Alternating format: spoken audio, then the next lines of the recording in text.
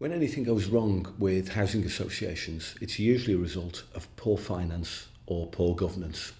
So it's absolutely critical that we get those areas right.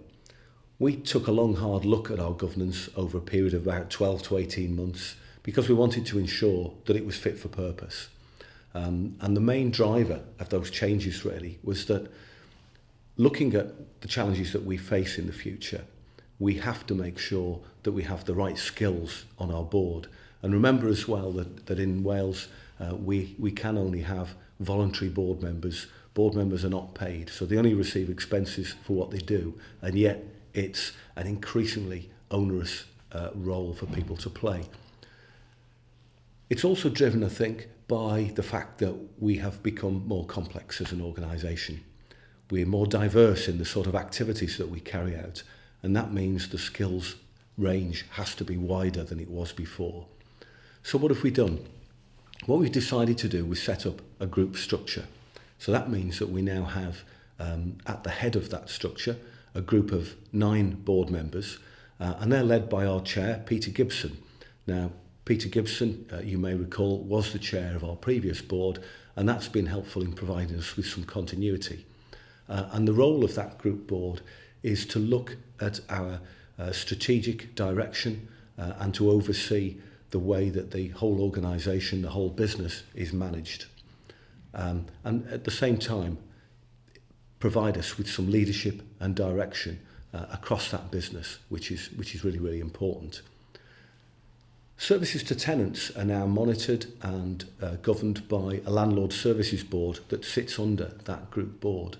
And that's where, for instance, the tenant's voice is really, really important. So we have 3 tenant board members on that landlord services board, and they look at all aspects of service delivery, from repairs and maintenance to the numbers of people that we have on the waiting list, how we undertake satisfaction surveys with tenants, ensuring that people do appreciate the services that they receive from us, and how we deal with complaints and so on. That's very, very important.